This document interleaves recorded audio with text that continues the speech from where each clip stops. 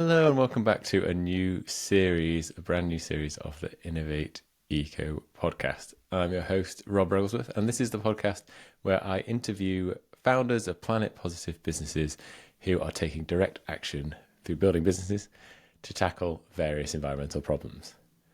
In this first episode of the new series, I'm joined by Alex Kornelsen. He's the founder of Mission to Marsh, a bold, story-led non-profit that's restoring wetlands while rebranding them as climate heroes. Before Alex launched the Global Wetland Expedition and eventually went on to produce a film, which we'll talk about in this episode, Alex worked in innovation consulting, led a best-selling book on new work culture. He hosted a podcast called Kill Your Company, and he even lived in a van for 6 months and documented the journey on social media too. But in 2022, as he talks about in this episode, something changed when on a Tinder date, he met his now wife and partner and business partner, who's a peatland scientist, and he threw himself into the world of bogs, biodiversity, and these amazing carbon sinks, and has dedicated his life to the mission ever since.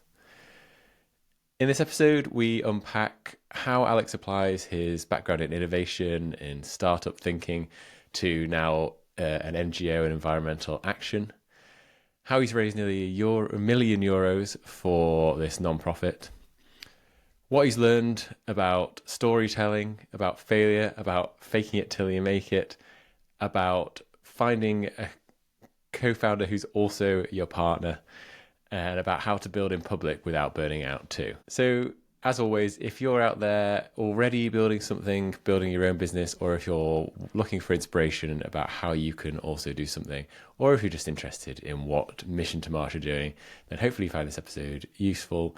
I really enjoyed it. And yeah, welcome to the new series of the Innovate Eco podcast.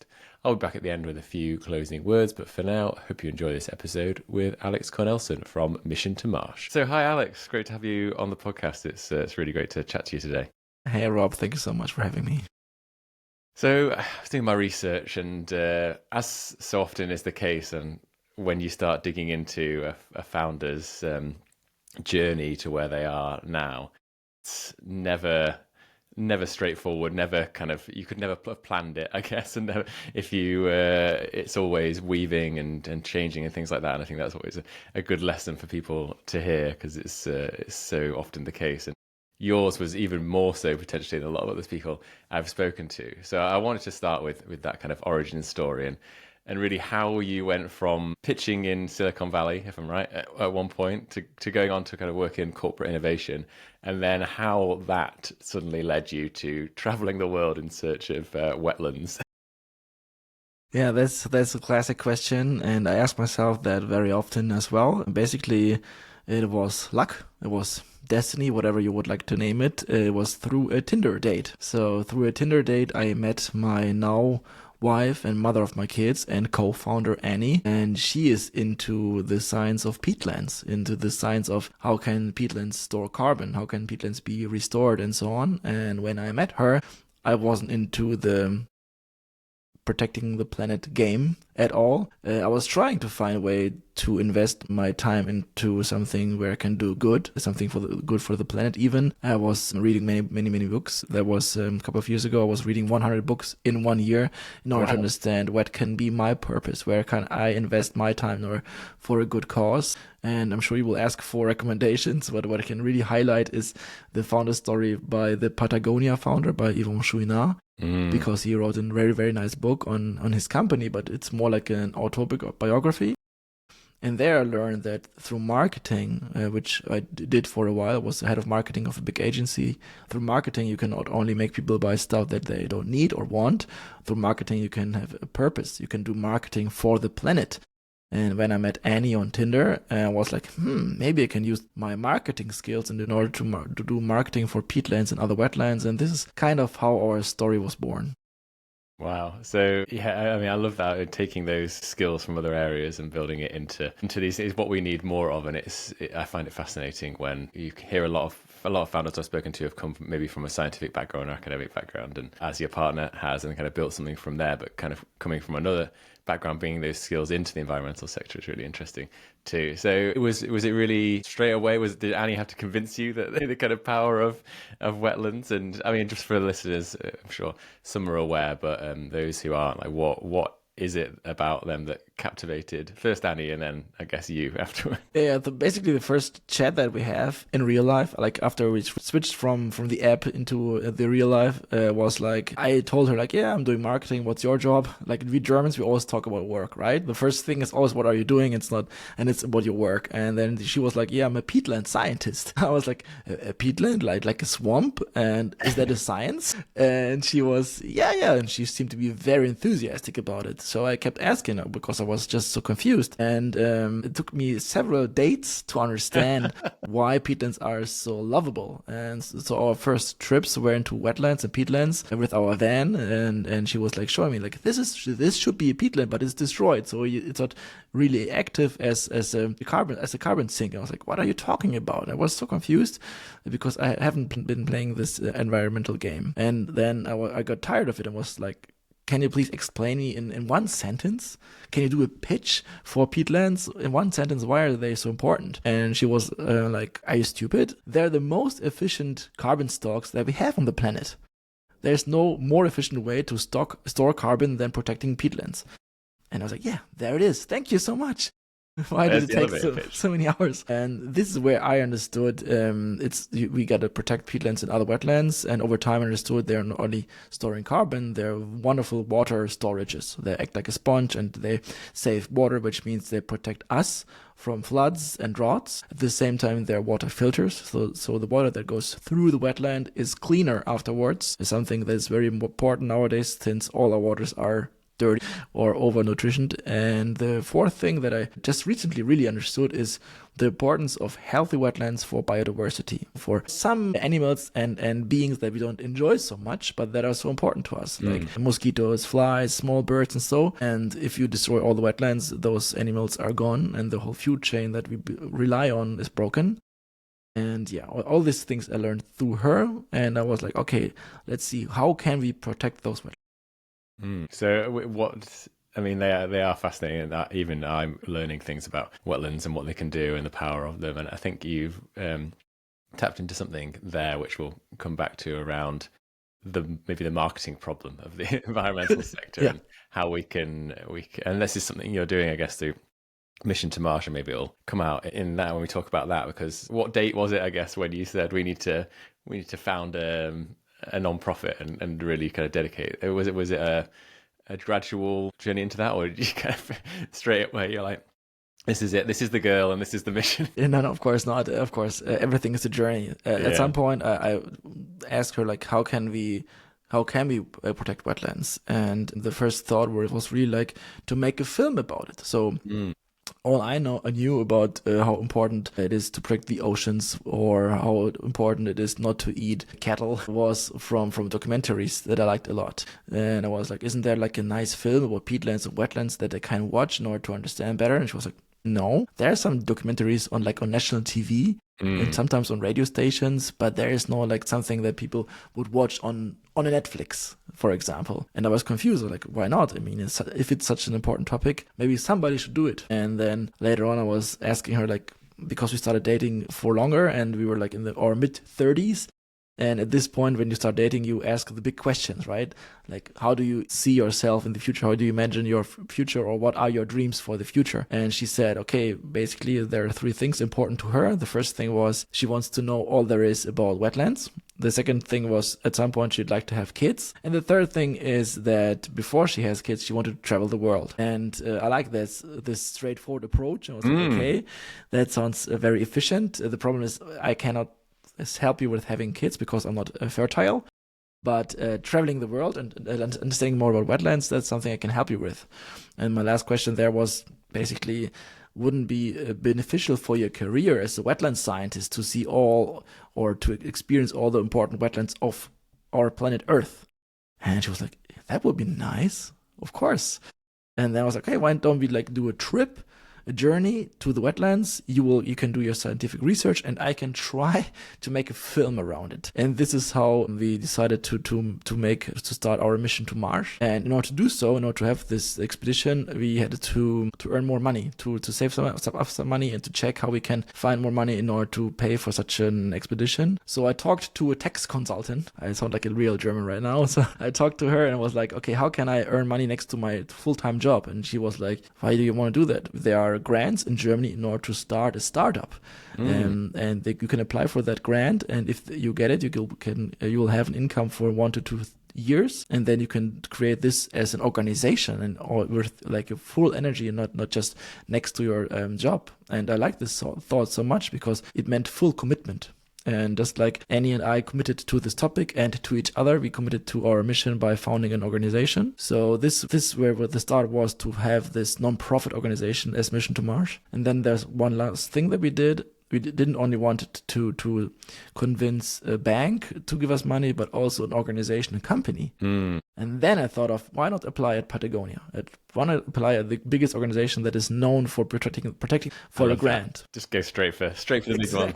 And we did. And we were really, really lucky that Patagonia said yes. So we had Patagonia as a brand and the bank for the grant as a startup. And this is how we had enough funding in order to found the organization and also do the expedition to the wetlands around the world. Amazing. I mean, firstly, on the on that grant thing, is that something that's quite a kind of specific question that's just come to my mind, but is that something that's Germany specific? Because I know a lot of people listening to this and thinking, I want to start my own thing. As you said, that mine naturally goes to, this is going to be my evenings, my weekends, something that I can see. Very few people can afford to just quit their job and go in. You might not know this, but is that something that's quite unique to Germany, or do you think that's something that's possible?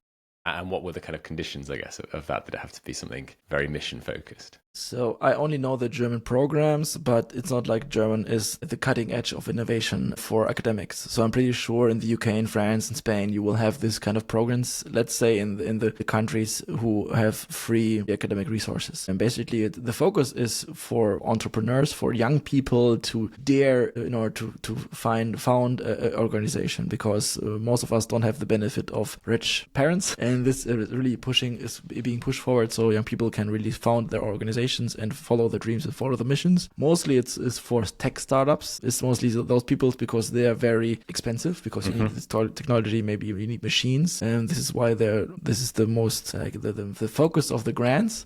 But basically you can apply with every concept that you have in mind. And the good thing is, because mostly it's some technological stuff, whenever you start to look into being a green startup, you're very unique to the grantees and to the grants. So it's very probable that you will get the money that you might need for your own mission.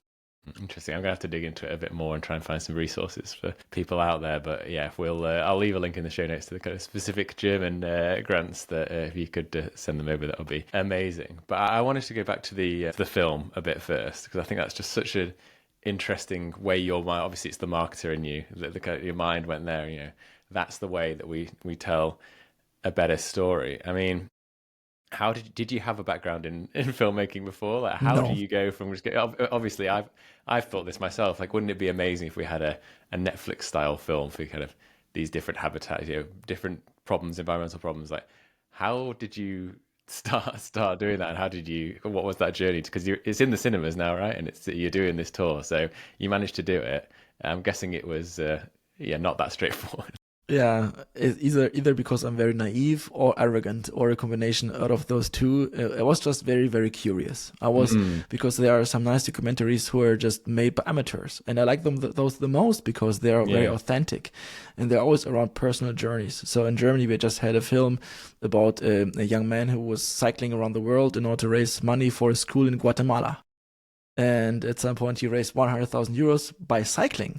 Because I think it was Ashton Kutcher or so who supported his mission, and then it went viral, and I was very, very inspired by this mission. And whenever I get inspired, I'm like, maybe I can try this as well. And so this is what we just tried to do, but it was a very, very, very difficult and long path to this moment where it's being shown in the cinemas. And we're very proud that we showed it in Paris, in Marseille, we just showed it in the EU Parliament in Brussels, and in the end people like it, which is the last thing. Like, maybe they will watch it, but will they enjoy the film? And there basically what I did, it was filming our journey, like filming the wetlands with a drone, doing interviews with experts around the world, which was really nice in order to have content for the film, but at the same time learning more about the wetlands and their importance, and trying to create as much B-roll as necessary, like filming ourselves when we were stuck in the wetland or bitten by mosquitoes. And in the end, it turned out that the B-roll is the most important thing.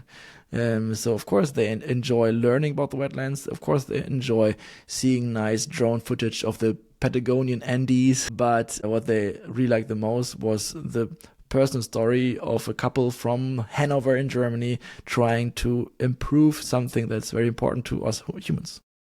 Amazing. It sounds like I can't wait to see it. I hope you're coming to the UK eventually, or if there's anything I can do to make that happen, then I'd love to, because it sounds like a really fascinating film and an insight to it. And I've seen the trailer and it looks super professional and very Netflix style kind of interview cuts and stuff. I really love it.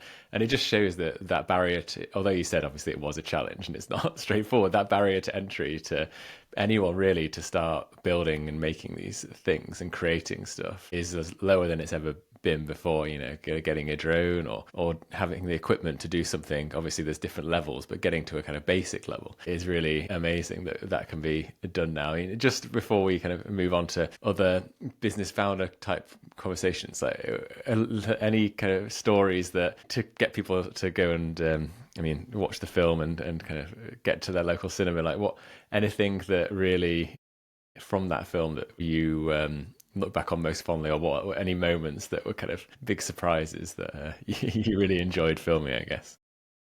Yeah, of course, I'm trying not to spoil anything. Yeah. But in total, the best experience I had was the drone flying, because especially in Germany, but in the Europe overall, you're very restricted when it comes to flying a drone, especially in naturally protected environments.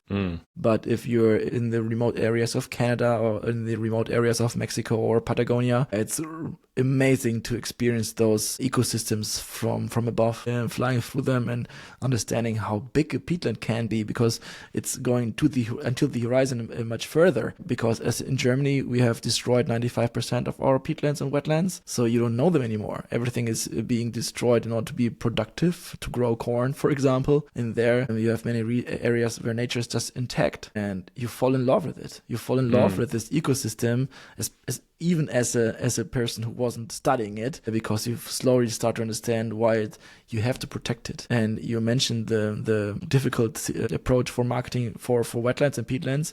It's very hard to convince people that peatlands can be beautiful and important habitats, because most of us have this image of nasty, dirty, swampy, mosquito places. But when you change the perspective, either like use the drone and be far away, have like a bird's eye view, or you get very, very close, like you get a camera that can take very close up pictures.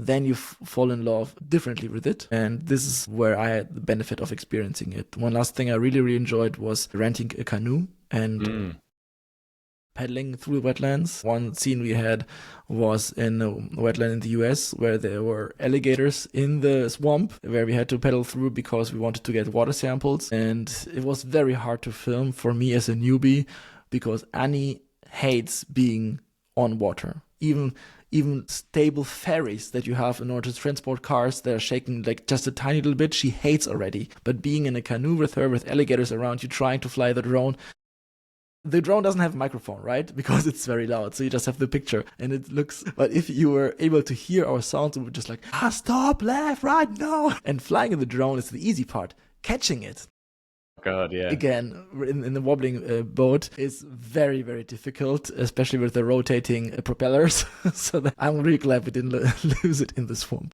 It sounds great. I can't wait to watch the full film. And yeah, it sounds like I'm jealous of the journey. I'm sure it wasn't all kind of amazing scenery and like the added stress of filming and things like that. I'm sure you managed to still be in the moment and things like that on the journey. But adding that in, it always reminds me of what these days you can't get away from it when you go to an amazing.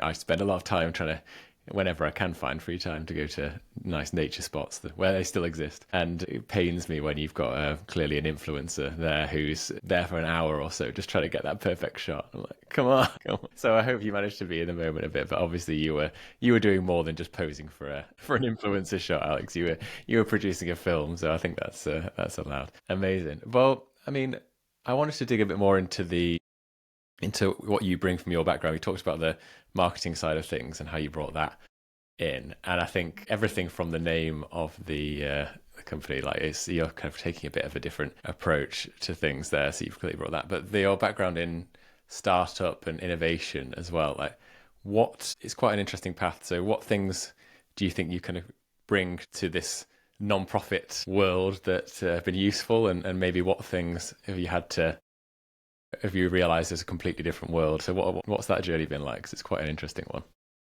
Yeah, I indeed have the privilege of a background of being an entrepreneur. So I tried many, many things in my life. I did have a startup in Berlin, in Germany, in San Francisco, in the Silicon Valley, and many more. But most of them failed, right? So I tried things, it didn't work out. But of course, I learned so much that is now beneficial for the nonprofit organization. Basically, one thing I really like to highlight is something we call fake it till you make it. Because you are just a team of two in the beginning, and then you have a thought, but you have to show that you're convinced that you have a solution here, and their marketing can help you. You can have claims that people that convinces people. For example, it's called Mission to Marsh. Of course, we are playing around with against philanthropists who want to fly to Mars in order to protect humans. That works quite well because it creates an image in your head.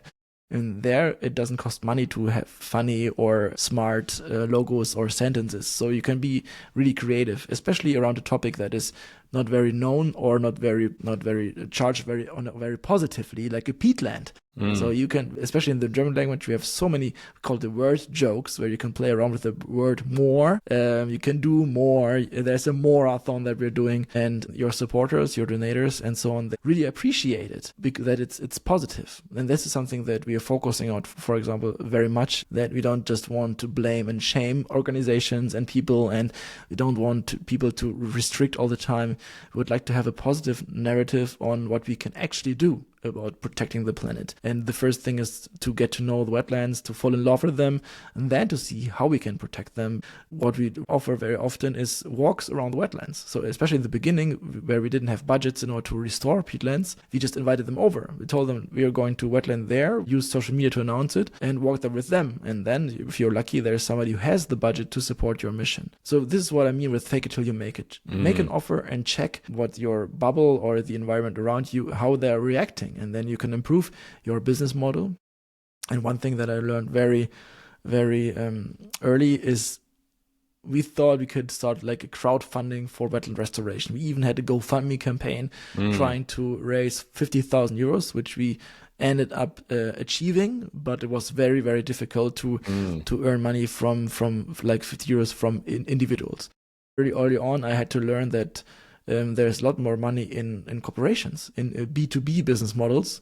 So this is what we are focusing on in order to convince companies to support or to sponsor our mission. And because we just met, it will be very hard for me to convince you to donate 50 euros. But the same energy I can invest into a corporation, and 5,000 euros is not much money for them.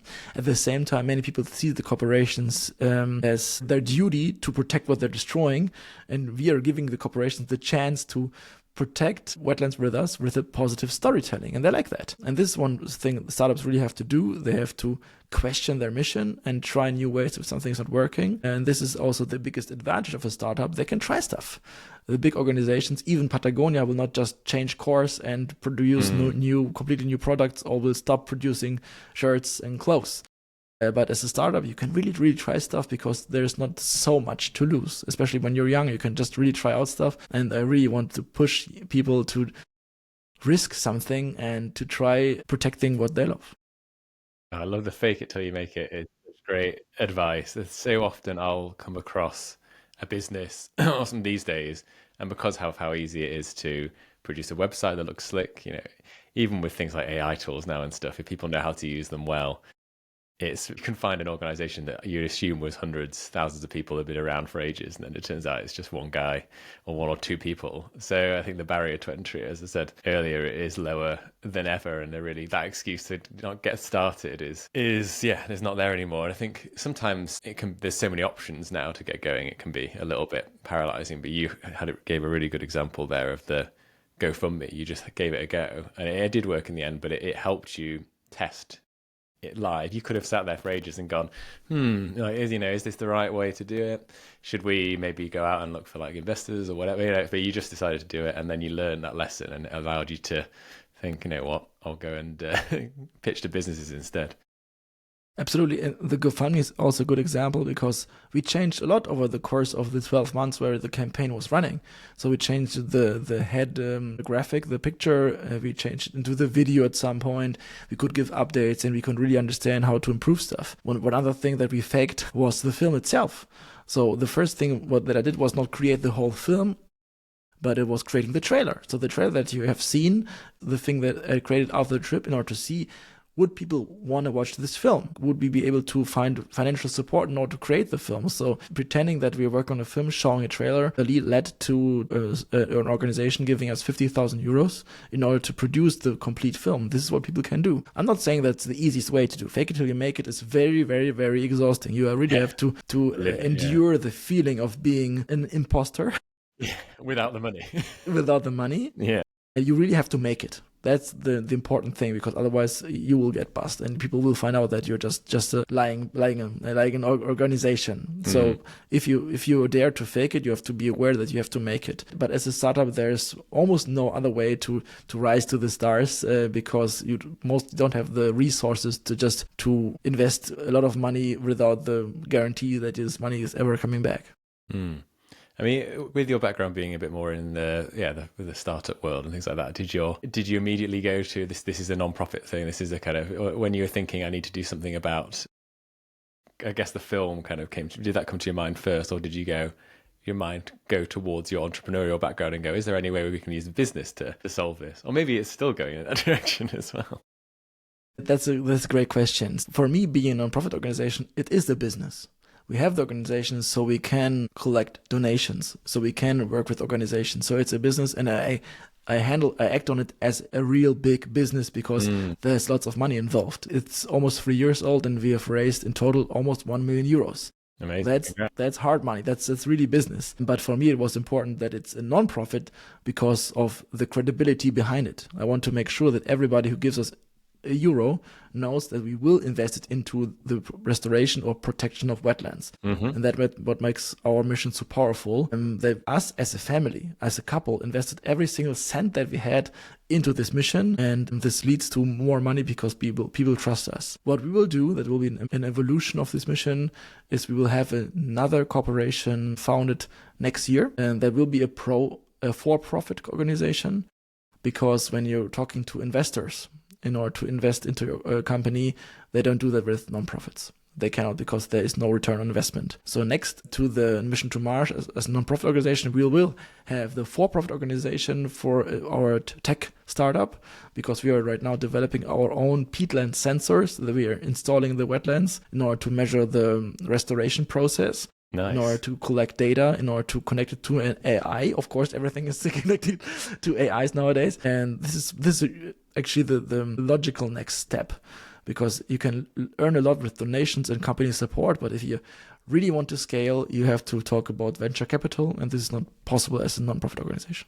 Yeah, it's fascinating, those two things. I guess anyone out there thinking about a mission-led business and the different options, it can be quite confusing until you dig into it, like the difference between those two. And as you said, like a non-profit is still a business, and you still run it as a business. It's just these technical things where, in terms of scaling, as you say, and getting investors on board. And then there's obviously pros and cons of the different options. And have you done much in terms of, since the initial grant, have you had to do much kind of grant writing? I know everyone I know that works kind of more in the non-profit sector, or has gone from the private sector to the non-profit, and has underestimated like the kind of slog of that grant writing? Have you got much into that, or is that not something? All the time. Yeah. So all the time, but there I really want to say that AI is helping a lot with Nice, the yeah. application One of the process. good uses of AI. Absolutely.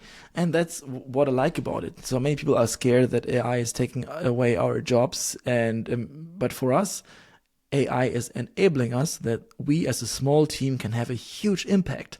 So using at some point with the AI tools that are available right now, within 30 minutes, I was able to apply for a grant that brought us 20,000 euros. I wouldn't have been able to do it by myself, or it would have taken me 2 weeks, and then you don't know if it works out. So thanks to this technology and thanks to the correct prompting and teaching your own AI what's important to know about your mission, about the wetlands, it improves as well. So you can also ask the AI, please read through the grant requirements and tell me, does it make sense to apply there?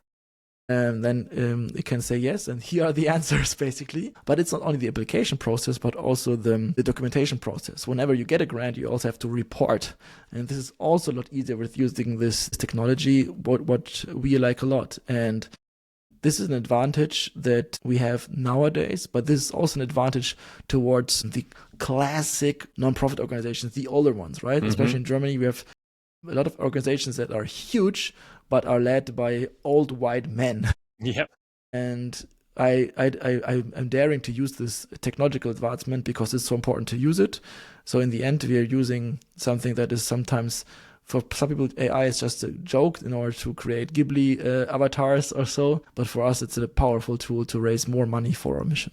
Yeah, I think there's so many. It's here now, right? This is what I keep saying to skeptical relatives or colleagues. This technology is here. We need to get it into the hands of people that use it for good. And I think that grant writing example is such a good one. It's like the time and energy of someone like yourself, Alex, is spent, out interviewing cool people and telling the story and building the brand, not in writing grant application after grant application. So I think using it, I'm completely with you, using the tools for those processes and not just for creating memes and Studio Ghibli images, as funny as they are, like that's not what we should be using this tech for. Yeah, I'm completely with you. I mean, kind of on the building of, so you've come up with the idea, you're doing the film and things like that. I mean, building a brand completely from scratch and starting out, especially with something that you haven't got, you've obviously got Annie with that background, but I imagine she didn't have a huge kind of personal brand in Peatlands. So like, how are you thinking about building an audience in something that maybe isn't the most glamorous thing? Are you hoping that the film will tell the story and bring more people on that journey? How do we break out of the bubble and make sure that we're not just telling the story to people who are already convinced that these places are amazing? How are you thinking about building that audience? Wonderful. I would like to highlight a platform that we're using a lot, which is LinkedIn. So we also are connected through this platform. So it's a business network, right? Many people bragging about their fancy jobs and promotions and I don't know what, but it's a bubble itself. And I came from this bubble. So I was teaching people how to use this platform now to sell more and to increase their reach. And from scratch, we said this will be our core platform for our B2B strategy in order to reach out to businesses. The good thing about this platform is you can choose who you want to be, basically. Of course, you have a position, a job, but through the content that you're sharing, you will be connected to people who are like-minded or might be interested in your story, in your thing. What's important there is something that I call personal branding. So it's not necessarily the mission to Marsh that people are following, but it's me, Alexander, or Annie, my wife, that people are following and are interested in the stories that we share. And this is very important because it's a social network. People don't follow corporations, they follow people because they want to learn from them, because maybe they're interested in their approach. And this is a great way, if you don't have any budget, any network, to get started. And also there, compared to all the other social networks like Instagram, for example, LinkedIn has the advantage that if you have a new connection, this person automatically follows you. Like if I connect with you, you will follow my content. So whenever I release a new date for the film in the UK, you will see it because we are connected. But on Instagram, you can just follow others, but that doesn't mean they will follow you in return. And this is why LinkedIn is so powerful, and you can grow your network quite easily with a focus who you want to reach out. And In our case, since we are two different people, even though we got married, I can focus on the German industry with German content, while she is focusing on the international audience with her scientific content. And this is how it blends in together, and people see it from two perspectives. I mean, this is a privilege that we have this very diverse team, a young woman with a scientific background and a man who is into marketing bullshit. But the picture that it draws is very complete. And this is why I like to people to try LinkedIn and to have the motivation to just post stuff and to talk about their own work, because this will eventually lead to more people supporting your mission. Yeah, and have you gone kind of, I know that you do stuff on Instagram, quite a visual topic, isn't it? So there's Instagram and other channels, and people have fed back to me many times that one of the challenges when starting out is that you end up spread so thin, and you're only a small team, and there's only so much you can do. Is that something you've thought about or honed into? You mentioned LinkedIn. Are you still doing stuff on other platforms? Are you really trying to focus in on, or are you repurposing content, for example? We are really focusing on LinkedIn because the conversion is the best. So basically, when we're also the GoFundMe campaign that we shared, at some point we were like, okay, there are 500 euros missing, and it took us 10 minutes to reach our funding goal. From my experience, the conversion on Instagram is very bad. People like it. They're very positive. They're telling, oh, you look awesome. They send you hearts, and maybe they share your pictures, but they don't convert in actually acting and actually donating or introducing you to their head of sustainability of the organization, which works quite well on LinkedIn. Also, LinkedIn is a platform where people have their real names and their real CVs and everything. So it's very authentic and you don't have the layer of creativity. Whereas on Instagram, you don't necessarily have to use your real name and everything. So it's more straightforward. And for us, even though we have what I think nice content and nice shots of nature and some videos and reels, Instagram never really took off. So I know there are channels that went viral and they're very successful, but from my understanding, if you use LinkedIn and if you understand a little bit how the algorithm works there, you can spend 30 minutes a week and grow quite efficiently.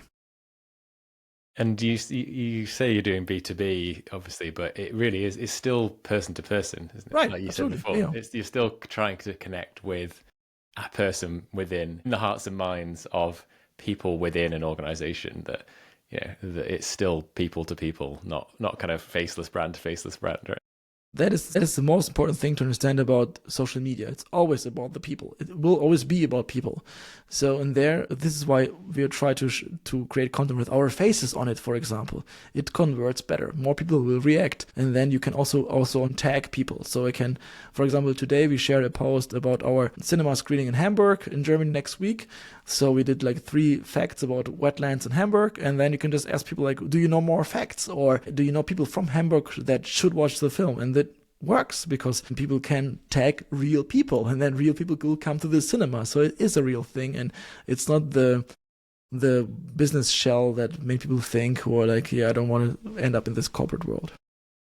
Yeah, and just to round off on this topic, because it's something that really interests me, and how LinkedIn's kind of changing as well. Like, I know you're a big fan of building things kind of transparently and kind of sharing the journey as you go along. I know from looking at your background, you were doing a kind of camper van, it's like business where you were living in a camper van and documenting it along, which is really interesting. But do you think LinkedIn allows for a bit more of that type of content now? Is it a little bit less? I remember it used to be very corporate and official, and you had to paint this picture of everything being really polished and finalized. Do you think there is a little bit more of that on LinkedIn? People are sharing a little bit more of the behind the scenes and the messy stuff.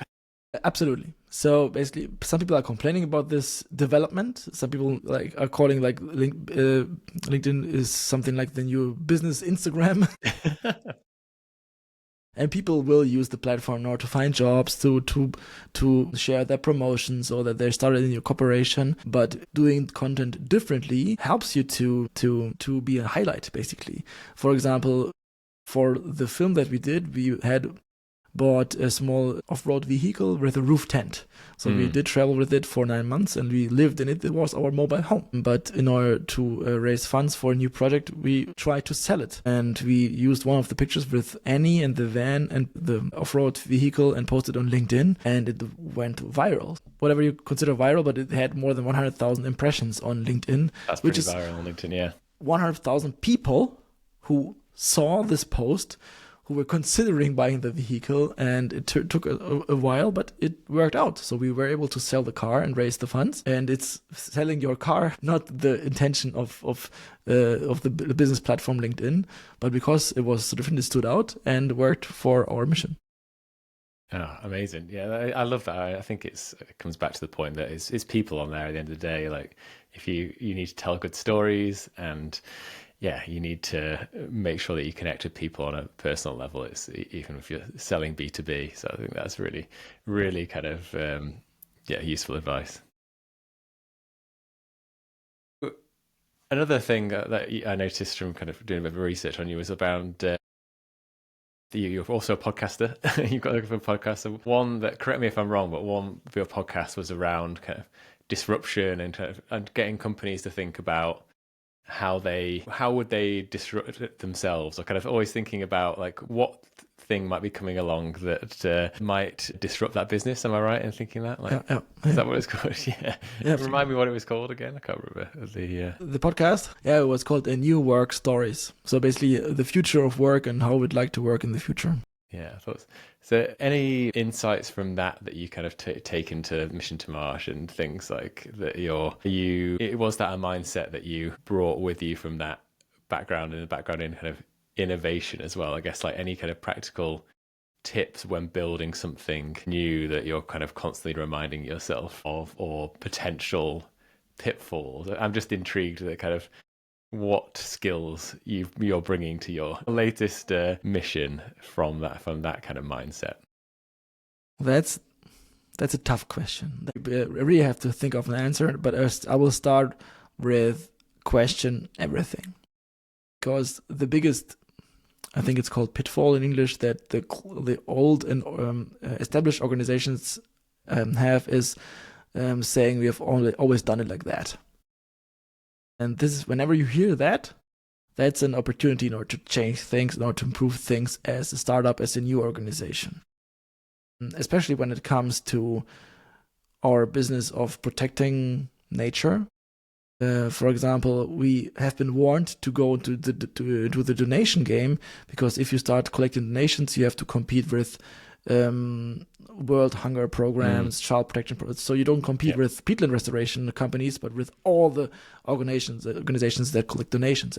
Exactly. How do you convince somebody that with the money could save the life of 100 children or protect 1 square meter of peatland in Germany? So whenever you look at the new technologies that you have and the stories that you can tell when you look into the long-term future, it totally works out. But because if we don't protect wetlands, there will be no planet at all left for us.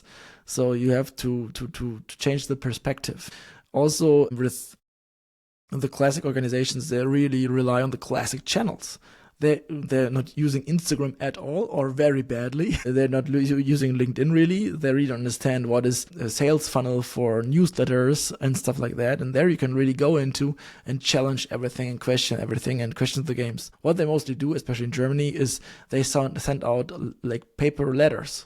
And then they ask for donations, and then you have this envelope, and then you can write like 10 euros or so. I don't think that's the most efficient and cost-efficient way in order to fund or find new donors, and just don't do it. If you try to compete with that, you will get lost. But if that's their main source of income or of grants, let them do it. But you can find a lot more efficient ways. And as an organization or as a startup, it's important to have a focus. So we really started with peatlands, that one specific kind of wetland that we went into, show that it worked, and now we're slowly growing into other ecosystems of wetlands, like swamps or mangroves, for example, but also that our mission is working now, we can also grow internationally.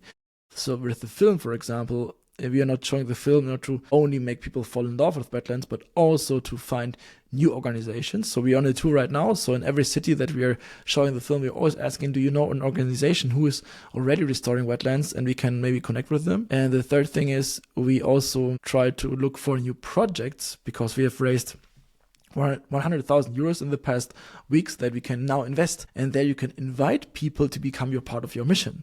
This is also something the classic organizations don't do. They don't invite them to really be a part of it. They just send their messages one way. But nowadays people like to get involved. They like to be a part of something. And this is also what we love our name Mission to Marsh, because it already includes the mission part of it. And there, we're telling people we have a form, a sheet that you can fill out. If you know a wetland that needs to be restored, we can give you 5,000 euros and try it together. And people love to be part of this journey. Or at least we think they do, because they're supporting us to this day. So, and one last thing that really can be done as an organization if you're new is what we call user-generated content, especially for social media.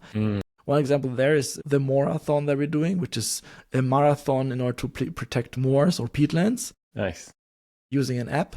And there people basically, they create content. It means they're jogging, they're filming themselves, creating selfies, and they're writing stuff like, oh, I'm running now, but at the same time I'm protecting peatlands. And they love doing that. All you have to do is to give them the platform, to give them an idea of how they can support you. And they love doing that, because I think, especially nowadays, many people think they should do something for the planet. They should donate money maybe, but they don't know what for. They don't know where to start. So give them a first tiny, cheap or free way to support your mission.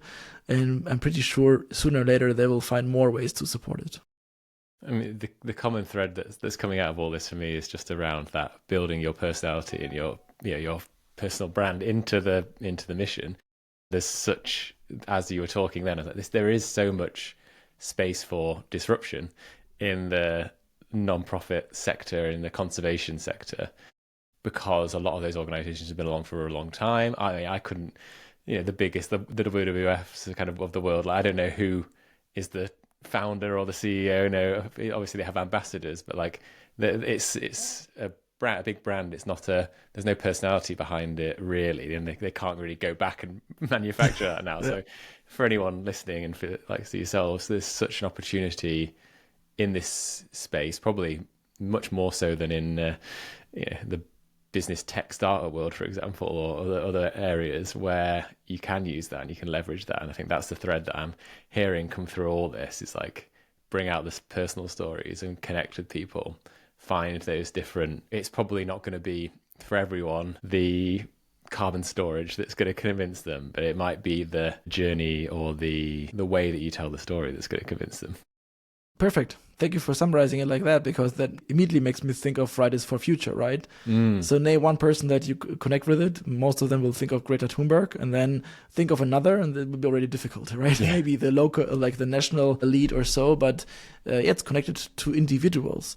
Of course, there is a danger, a threat behind it. Whenever this leading person does something people don't comply with or agree with, the whole organization behind it might collapse. Yeah, there's a certain organization in the US that I could think of. Yes, the US is a very, very good example. It's the same thing with tech investments, right? Or tech organizations. You mostly can name the CEO, and that's it. And this is, you can copy this game for environmental organizations. And there's, especially in podcasts, when you go through the podcast that you have been doing, you have like Oliver Doward, for example, people invest into him. They give him money not necessarily because of biodiversity, but because they trust him, because they think he's the right guy for this job. And this is what I like about it, because then he can, as a person, go into podcasts, give press interviews. And we, as an organization, we are not very known internationally yet, but in Germany, we have been covered in almost all of the big newspapers and magazines. And they don't ask about your mission. They ask about, how did you meet? Yeah. What did you have, which difficulties did you have as a couple? How is it to start a company and have a baby at the same time? You might know. Yeah, tricky. I mean, that gives you another. I was going to ask you on that one quickly. Like, a few people have mentioned in the past the importance of bringing in a co-founder Yours is quite unique, and I've heard it also compared to a marriage. You're literally in this case, like you have to find someone that is, yeah, that you really trust and that you're happy to. How has that been? Kind of any tips for anyone out there in terms of when's the right time to look for a co-founder? Is it a good idea to look for a co-founder and a partner at the same time? Please don't ask me if I can recommend this status and this connection. The timing is, of course, in the beginning, very early on, because this helps you to question your mission. Did you think through everything? And the diverse, the better. So you don't need I think you say yay sayers or yay sayers. You need people who say no, that doesn't make sense, because the second you can convince them, it's a good idea. So my wife, as a scientist, and me as the marketing guy, we fight all the time about everything. But in a good way. Not always. No. The truth be told, it's very, very difficult to marry the person that is your co-founder, but it can pay off big time. Well, first, let's talk about the co-founder part first. So, because she's so different, we're always fighting about what's the solution. One example is the mission to Marsh as a name. So when I thought of the name with an agency, I was like, this is perfect. It has the mission with it. It's against the Elon Musk communities. Yeah. And she was like, no, it's stupid. I was like, why? Because a marsh is not a peatland. Scientifically, it's not correct. I was like, Annie, come on, please. People don't care about that, and we can maybe include marshes at some point. Just see the bigger picture. No, scientifically it's not correct. We cannot do this, and it drove me nuts because I like the name so much. It took me weeks to convince her, but I did. So what I did was testing. Right, again, there was using LinkedIn, and I asked the community, "What do you think if we called our organization Mission to Marsh?" And they liked it. They liked this word joke and everything behind it. So I was like, "Look, so this is what you can do as a startup: try things, test it, and then you find ways to agree on stuff." But this was the good thing about it. If I was co-founding with another marketing guy or girl, you might agree, and then we will later on just realize it's a stupid name, or we forgot something scientifically, for example. And the timing is important to be early on. So one of the biggest problems we have right now, we had a co-founder for our tech startup, but due to health reasons, she quit 6 months ago. And it's almost impossible to find a founder for the thing that is already developed. Because people have to invest early on. They want to share their ideas. They want to have this. There's something from the innovation background that I have that we call not invented here syndrome. Right, interesting. So if it's not your own idea, it's very hard to sell it, to develop it. And we're still looking for this person, and I hope we will find him or her eventually. So if there's anybody out there who would like to create a tech startup for peatland restoration using drones, sensors, AI, please let me know. Wow. But it will be difficult. Yeah. So this is why I'm saying as early as possible. And then this the couple part. Mostly it's the question, should you have a startup with your friends? Yeah. And I say yes, do it, of course, because if you have the same value, which is very important, it makes sense. But be aware it can destroy everything. So apply rules, apply an agenda, and apply plans to make sure that whenever things are not working out, it will be very tough. We have the privilege that Mission to Marsh is going well. It's working out. The film is done. It's in cinemas. We are very happy and proud. But if we failed, if we would have lost all our investment, I think it would have been the end for us as a couple as well. And we are parents now. So it's a very, very high risk, and you have to be aware of it. You have to talk about it. And if you want to go and dive into it, then do it with your friends or girlfriends. Yeah. It is really, thanks for that honesty. I think the contrasting skill sets is the key, right? I've seen firsthand, I worked at a startup where it all went very badly wrong because it was two very similar characters, two very entrepreneurial, very driven, scientific background people that clashed from the start, and it just was always going to end badly. And I learned that lesson quite, obviously not grateful for them, but like obviously for myself it was a good journey to learn firsthand, seeing that happen in a startup. Because you're right, it's you've got to try and it means it creates tensions, but it's like if you can manage that tension, then that's where you find those big unlocks, and you save yourself potentially years of time where you go in the wrong direction and stuff. So really, really useful advice. Thanks, Alex. Brill. Well, yeah, conscious of time, I want to start wrapping up. So before I get on to the kind of three final questions which I sent over to you, which I ask all my guests, in terms of the mission and Mission to Marsh, and you're doing so well so far, and you obviously got the film going and stuff. Like, how optimistic are you in the conservation environmental world that we will get to where we need to get to at the speed we need to get to? And I guess what messages would you have for anyone who's kind of out there, who's maybe a bit in the bubble and working in this space, to kind of that we can help elevate our message and help move at the speed that we need to get to where we need to get to? Because it's a big, you're obviously tackling a big part of it, but there's a lot we need to do. So yeah, two-part question there: optimism, and how optimistic are you, and any kind of thoughts and reflections for how we can get there quickly. Of course, I have to be optimistic, otherwise I wouldn't do it. But at the same time, what we have achieved as two people from Hanover and the impact that we're having, showing the film in the EU Parliament, having raised money, showing the film in general on social media, means anybody can achieve something. And not everybody has to go into it full time and invest all the money. But if you try something and if you go into it, good things will happen. They will not happen if you don't believe in yourself and if you're pessimistic. And I believe in the power of fear and of anger, because the second you are scared and you're angry, then you start acting on it and just being. But so what I'm trying to say is, I'm not toxic positive or optimistic. I'm optimistic that I can do something about it. So whenever people are angry about the situation, that's good. That because you notice something is going badly, you have to change it. And this is why I want everybody to know, if you have a thought of changing something, try it.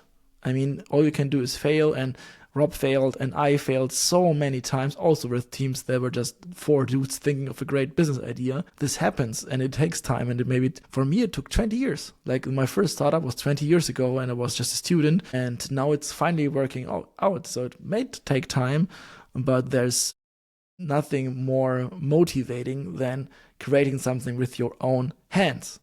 And restoring wetlands and peatlands is something you can invest in, but you can go there, you can restore it, and you can see how it improves over time. And we have areas that have been degraded for a long time, and thanks to our investment, our energy, the animals are coming back, the insects are coming back, the water is being stored, and this is making you almost as happy as having your own child. But then having a company, having a startup is like having kids. Oh god, yeah, another chat. Yeah, I've heard that as well before. And there's a whole another podcast we could do probably around starting a company with kids. I'll probably get some advice from you on that, or maybe there isn't any advice. I think Oliver asked me this question just off topic recently of what, and I just said you find time that you didn't know you had before, and you just learn to prioritize things. And every 15 minutes or every 10 minutes becomes like, I think about what I used to waste time on before. And it's as much as I'd love to be able to waste that time again, it really crystallizes things. Yeah, please allow me to reply on this. I have one word. It's survive. Yeah, it will get better. It will get better. So just survive. Do whatever you can. Make sure you don't die literally on it, because it's so exhausting. Survive, and then you will 100% grow on this difficult journey. Nice. I love that. Well, thanks, Alex. So I'm going to go on to my three questions that I prepped you on, if that's okay. The first one is the billboard question, which is, if you could put a quote on a billboard in your nearest big city, let's say, to get a message out there to the wider public. And you may be already doing this, or hopefully with the Mission to Marsh, you might have some big billboards going up soon. But yeah, what quote would you put on that billboard? If you can give nature a chance to recover, she does. Nice. So here I'm quoting, I'm not sure if it's perfectly correct in English, but this is the reply my wife did in the film. And what I liked about it is that she says she does, like nature as a female being. And it's a positive message. And people see that once they start restoring wetlands. Love that. The second one, which is I think quite a good one for yourself, knowing that you read 100 books in a year, which is very inspirational. But I mean, any of those 100 or anything you're reading recently or you're reading right now that that could be inspiring to people that are listening that you'd like to do a shout out for? Yeah, the book that I would really recommend, and it only exists in English, it's called No Destination by Satish Kumar, a Buddhist who is living in the UK now. Why? Because it's a journey. It's a road trip where a person is understanding the importance of the planet and how in order to protect the planet. And he used to be a monk, and one of these monks who tried to not to harm the planet, right? Pulling the hair, not to grow insects. How do you call the insects in your hair that are too itchy? Oh, the fleas? Yeah, nits we call them, yeah. See, so no hair, so you don't have to kill them. Always brooming the ground before sitting down. So they don't want to do harm. And he thought for a long time that's the best way to have a positive impact. But then he realized he doesn't have a positive impact. He just doesn't have a negative impact. So he starts on this journey in order to understand what can he do in order to get to know people, in order to create something that improves the status quo. And this is why it's called No Destination. And to me, it was very, very inspirational. And since it's a real story, it's even more a nice read, because I like real stories because they're the best. Yeah. And the most inspiring ones. I agree. I'm a big a sucker for the kind of the non-fiction story. I just find I do like a bit of fiction, but I find those real human stories of actual people the most fascinating. And I love that one. It's a little not quite on the nose and a bit more like left field maybe, but it's still a really useful story for anyone to take into account, and particularly powerful, kind of aligned with what I'm trying to do with the podcast here. Is it's what we need to do, less bad things, but if you can turn that around and do positive things as well, then you kind of exponentially your value goes up. Amazing. And finally, asking all the kind of founders out there, do they have any, it seems to be a common thread that founders have these long lists of businesses that they never started, or ideas. I know I have one of about, in my phone, of 100 business ideas, from the sublime to the ridiculous, that I've never started, all sorts of things, some environmental focus, some not so. Do you have anything that you'd be happy to share that you just never got around to starting, would love to, but just haven't got the time, that maybe one of our listeners could pick up and run with? Absolutely. So one thing I'd love to do again is read more, because since having the child, I'm not reading at all. All I can do is listen to audiobooks. And when I did my podcast, what I was doing very often was read books and interview the authors. That is the best learning journey that you can have, because then you read a book differently, and it's mostly scientific books, but then you can really interview the author, and they really, really enjoy doing podcasts with people who actually read the book, because usually the interviewers don't do that. So if there's somebody out there who loves books and wants to get to know very prominent people, this is the best way to get in touch with them. And there's a lot of business models you can build around it, because the second you can have a podcast, first of all, you get free books because the book publishers will send you the books because they want to be in your podcast, and that works surprisingly well. Second, you meet very, very important people. The third is you learn stuff out of this that you again can't start. So it's the biggest inspiration source. It worked very well for me, and if I had the time, I would do it again, but since we're having a second kid, I think reading time is not in my schedule right now.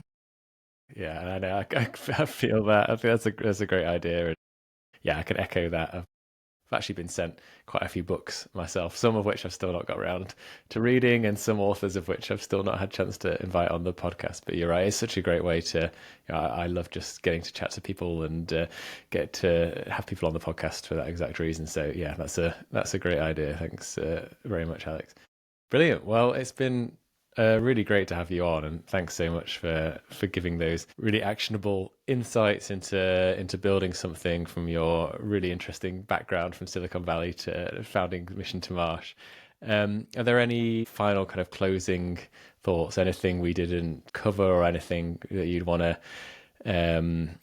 say, and then we'll kind of, after that, where can people find out a bit more about Mission to Marsh, and where are you taking the tour next, and things like that? Yeah, so thank you for it. So of course, Mission to Marsh, the film can be found on our website. You can see the trailer, and then you can see the cinemas where we are showing it right now on our European film tour. We will have a small break in a month around May for the birth of our second child, but then we'll be on the road again. So what people can do is they can recommend cinemas or locations where they want to show the film. Best case scenarios, give us a name or a contact from the cinema, and then we can just approach them. But for sure, we will be in the UK. We will be in Eastern Europe, including Bulgaria, for example. So we'll be road tripping a lot, and we would be happy for any chance, any recommendation, because the more people watch our film, the more people we can have for our mission, and the easier it will be to sell the film to one of the leading streaming platforms. I see where you go with that one. Nice. Yeah, well, that's a good shout. And yeah, anyone that has any recommendations and thoughts, please do. I'd love to get it to the UK, as many places as possible, and to the rest of the world. It really does look like, from the trailer, it looks like a fascinating story and journey, and I'm excited to see it. So yeah, thanks so much, Alex, again. I really appreciate your time. Best of luck with the second baby when it comes along. Sure, that's gonna, more than double the challenge, but I'm sure you're up for it. It seems like you're built of strong stuff. So yeah, best of luck and with everything. Thank you so much for having me. So that's it for the first episode of the new series of the Innovate Eco podcast. Thanks again for joining me, and I hope you found that interview with Alex from Mission to Marsh useful. If you want to find out more about Mission to Marsh, I'm going to leave some comments in the description where you can find more about the project, where you can get in touch with Alex and let him know if there's a cinema near you where you want to see the film. And yeah, I'll be back with another episode in a couple of weeks. Please do subscribe if you haven't already, or recommend the podcast to a friend or family member if you think they will find it useful into entrepreneurship, ecopreneurship. They're already building a company, or if they just think they'll find the topics interesting.